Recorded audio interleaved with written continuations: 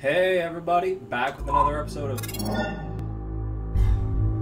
Boom Decks on Deck. That's right, it's Joel McNeil. Hope everybody's having a great day. Hope everything's good in everyone's respective hoods.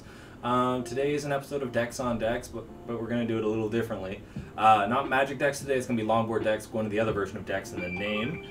Please excuse that, sorry about that folks. And we're going to start it off by talking about my daily push. This is what I ride to the grocery store when I don't want to drive. This is what I skate on along the bike paths. This is what I ride and what I free ride on as well. Boys say they want to go to the hill. I'm grabbing this. This is my Kebbek John Barnett. Canadian boards, Canadian made, super good East Coast, repped, all that good stuff. So essentially this is the John Barnett Pro model. Kebbek has a whole lot of Pro rider model things. They're pretty awesome. So essentially John Barnett is one of my favorite riders, and he's pretty funny, has a great sense of humor, and is featured in the Greener Pastures longboarding documentary. Check him out, he's pretty badass. But Kebbek is this wonderful company. They took last year's model and made it way more freestyle-y. Not too much, you can still free ride on it and probably downhill. I haven't taken this thing downhilling too much, I have my downhill boards for that, but you could probably do it on this. Let me take you through some of the features. You got like a 1/4 inch micro drop, which gives you these really great little pockets in there, right underneath where the trucks go up. See, it drops down a little bit, so you get to push out on that a little. It's got some rocker to it. It's got some big kicks. It's extremely useful. It's symmetrical. You know, it's a nice board. You throw it around. Can do all the slides you want it to. It has really deep concave, which you can kind of see there on the camera. Kind of brings it up with the light. Anyways, really good, really useful. You can do everything on this board.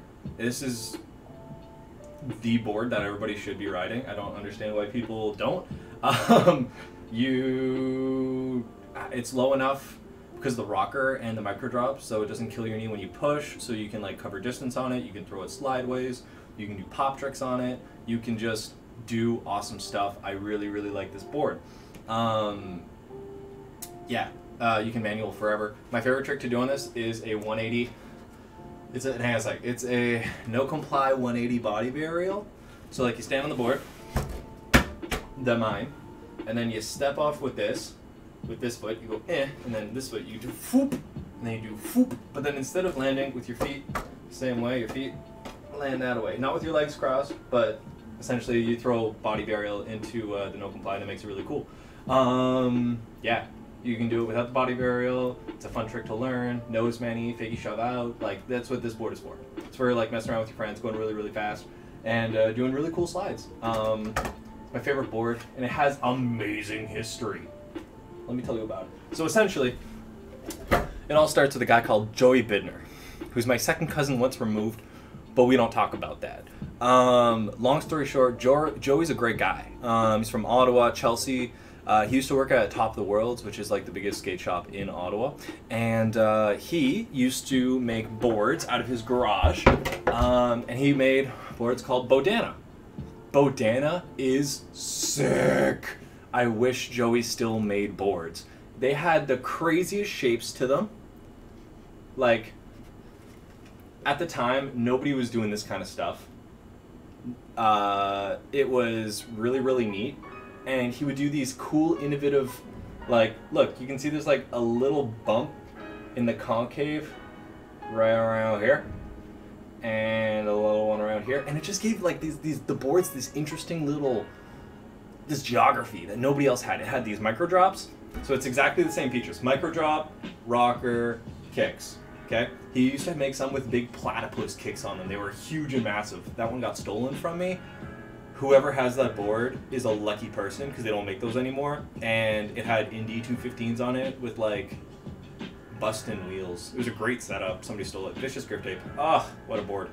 But I bought a couple BODANAHs over my lifetime, and this is the one I still have. It's a relic. I pretty much don't skate it simply because of the history behind it, and I don't want to break it. And it already has like pressure cracks. If you look close enough, that's from like years of use, and any board will get those eventually. So yeah, but essentially he made these dope boards, and he sold them at Top of the World where he worked. His girlfriend painted the graphics. Like these graphics are fire. Like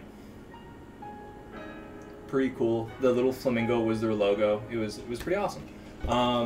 But he ended up going off to do bigger and better things. He ended up becoming the team manager. I don't know the official role, but he ended up working for Kebbek. He went over to Kebbek, and he took his ingenuity with him. He met some of the riders there, came up with some ideas, and they came up with the first Kebbek John Barnett. So this had a bigger drop to it. I have Crazy W in there, but this is like one of my downhill boards. It is super thick, super beefy, but same principle. Essentially, the only thing that this board doesn't have is rocker. I think it's pretty flat. It looks very flat, but overall, what I'm saying is like, he started making his boards with another company, and it just turned into some really good stuff. These were like really big and beefy. This is kind of like a tank. Also, the kicks on this thing are significantly smaller. Like, it's not as much of a... You still do like little pressure flips, and you still do all the same tricks, but it was just less convenient, and manuals felt weird because you didn't have as much kick, so you couldn't push back on it so confidently and all that jazz. And then they went from this over, and they brought it back, and they made something very similar to the original in the most recent model. And this is what I actually recommend everybody start to skate. It has that similar kind of body shape to it, where it tapers in a little. It has similar shaping to the entirety of the board. Maybe the kicks are a bit more pronounced on the new models, and honestly, I think that's probably a good thing. And essentially, they improved what other corks this board had back in the day. They made it better on this one, which is why I'm happy I'm skating this today, and I recommend everybody does. It's a fun board to try, and if you don't have one, find a friend who has one and get them. Otherwise, just hit up Kebbek. You can hit the company. They're spelled K-E-B-B-E-K, so even if the camera's backwards, you can still catch all that stuff. I highly recommend Kebbek. Check them out. They're great. Canada stuff. They're not paying me. I'm just saying they're good because they're good. Bear trucks, hog wheels, 70 monsters. I know it seems super basic as far as wheels, but once you break them in, they're really buttery. So shout out to Jordan Montoya, who turned me on to these wheels, and who also inspired this pro model, because this is actually Jordan Montoya's pro model, and that's some old school Ottawa longboard knowledge for you. If you ever meet a guy called Jordan Montoya, ask him if he skates, and if he says yes, then he's probably a beast, if he's the guy I'm thinking of. This guy would have a board this size, maybe a little bit bigger with the larger platypus kicks on it, and he would kick flip it onto a curb where it was nothing but like thick rocks on the curb, and then kick flip off of that into a downhill at Majors Park. He would skate behind the steady steep stein on the super jagged rocks.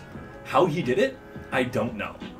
He cored more wheels over the span of a week than most people I've ever met. He is an incredible skater, and I give him all the respect.